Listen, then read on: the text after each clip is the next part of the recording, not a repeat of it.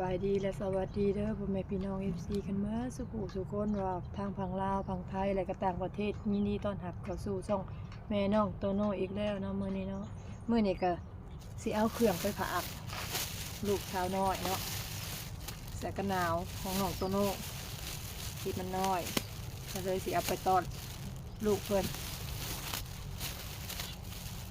ไปนำกันได้เลยเนาะมื้อนี้เนาะไปเบิ่งนำกัน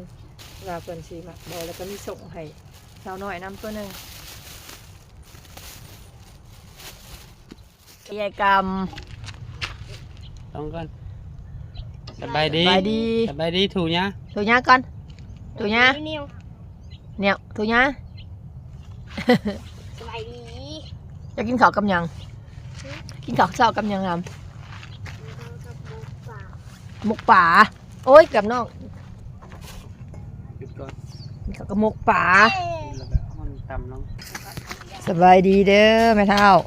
เฒ่าคำเฒ่าแก้ว สบายดี สาวน้อยสบายดี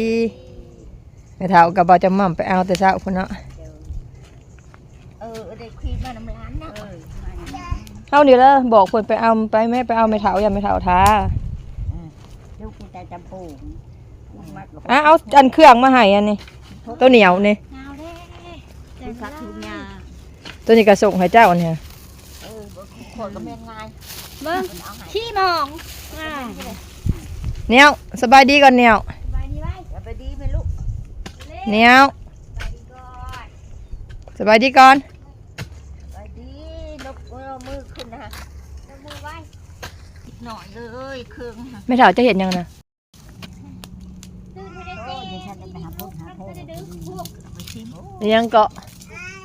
พูดเพื่อนจะมาพูดกันค่ะ เราจะมั่มเอิ้นเพิ่นให้เปลี่ยนชื่อยังเกาะบุญมี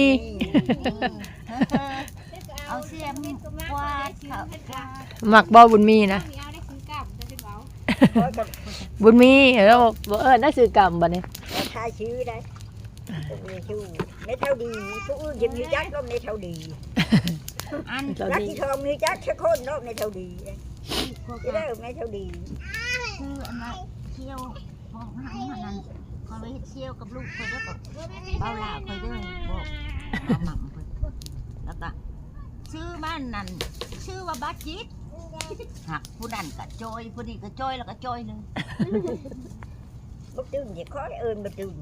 nhưng nói ลู cứ กพัดจะได้ลูกคอยได้บ้างเด้อ cứ cái tương này khó ได้ ơn ได้มันบ่ยังตึงเวหาวันนาดาลง แม่เฒ่าเจ้าได้ยังกินเช้า บาจิตโอ้ยตายรถจุ่มมันยังไปกินข้าว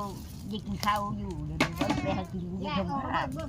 จะหาphượng hương nha มื้อนี้ถมบ่มื้อนี้ ทงแหล่ แม่เฒ่ากับ เล็กน้อย ข้าวมาถมทาน ทงค่ะ เฒ่าอยากถมทาน คนไม่เยียบเกี่ยวเกี่ยวเกี่ยวได้ ใส่เสื้องามเสื้อลายเสือของอ้ายเนาะตัวโน่ก็หลายคนหนุ่งได้บ่ได้มีแต่ผู้เดียว นานๆเกิดกับคนนั้นให้คนนี้ให้กันเขาก็ตะเกาแล้วไผสิให้เด้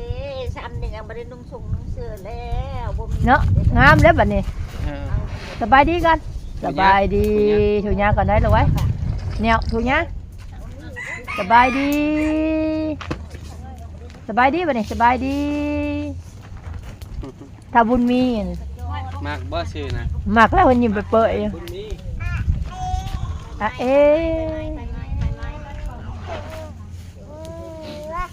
เข้าอยู่บ่เข้าก็มายันหน้าก็มาตัวไว้หนึ่งอยู่แล้ว บ่ได้ทันได้มาเนี่ยเขา โอ้เจ้าบุรีหนึ่งมากบ่ ไป เออ ยันเกี่ยวบ้าน mà thì kim thí mà phun kim phun เราก็ได้นุ่งสองงามได้ทั้งใน chơi gì chơi đây แจ้งชื่อให้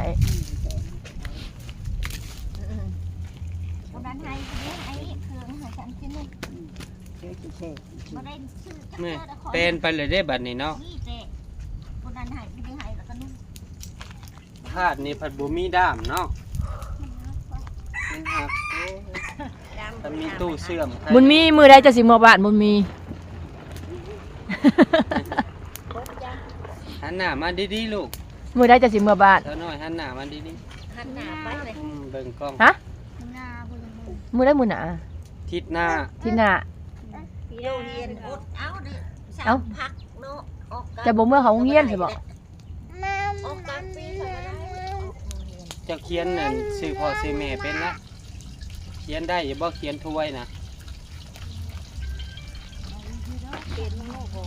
เป็นบ่เลย ไอ้ยุดดูบันนะ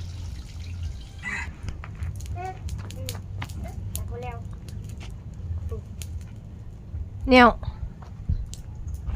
จะสิไปหรือบ่ครัวหอยไม่เท่า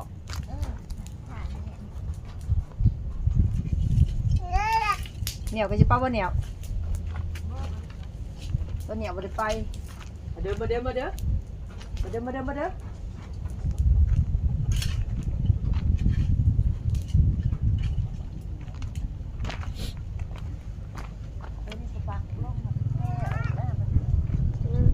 ไอ้กำก็สิไปบ่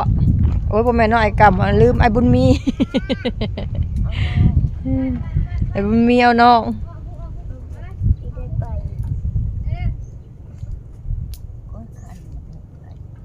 เจ้าก็เมื่อแล้วเมื่อเรียนหนังสือให้อันน่ะให้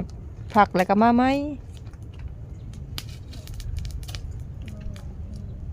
ฮะมีเยอะเห็น อดเอาสามปีนี่นะออกกลางปีก็เคยออก ไม่เท่าเจ้ายังบ่ได้กินข้าวบ่ไม่เท่า กินหลัง จะกินข้าวกับหยัง กินกับปลาจะเอาให้นะ เออมกปลาคืนนี่นะ ให้เพิ่นทานโต๊ะก็เอาสองโต๊ะ เออปลานินเหรอมะเมื่อคืนนี่ตอนเราก็มกปลาสมเนาะปั้นกันปลาสม2 ตัวแล้วก็แบ่งให้เท่าแก้วตัวหนึงมาจะหม่ำกินตัวหนึง สูดไปแล้วกลับบ้านให้นี่ก็ซะหน่อยก็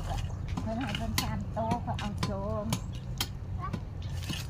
หาโต้น่ะก็ลาบกินกับอิ่มด้วยนะ คนโบราณคนขานหนักแล้วก็ เอามันหนาว ถ้าน้องเยอะน้องเราจะฟังเสียง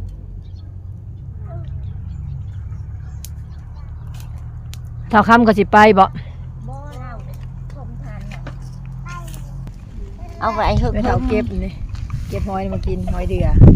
ทุลายยังไม่ค่อย เอ้ยมื้อนี้เพิ่นสิถม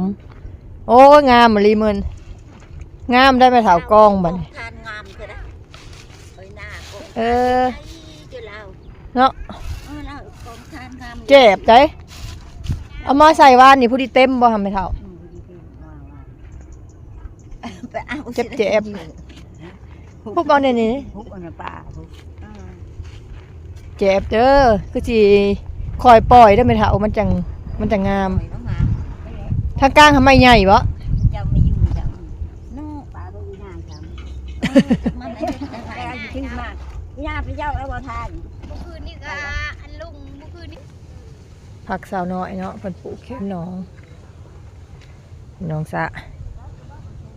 โดยมาฮอดนี้แม่น้องโตโน่ก็สิได้จบคลิปไปเพียงเท่านี้เนาะฝากพ่อๆแม่ๆ FC ทุกท่านติดตามกดไลค์กดแชร์กดกระดิ่งเพื่อประวัติคลิปใหม่ๆของแม่น้องโตโน่ก็ขอบคุญขอบคุณแม่ FC หลายๆก็ขอให้แม่ FC มีสุขภาพร่างกายแข็งแรงปราศจากโรคภัยไข้เจ็บปรารถนาสิ่งใดขอให้ได้สิ่งนั้นเนาะสมความมุ่งมั่นปรารถนามาวันนี้ก็สิได้ขอตัวลาไปก่อนขอกล่าวคำว่าสบายดี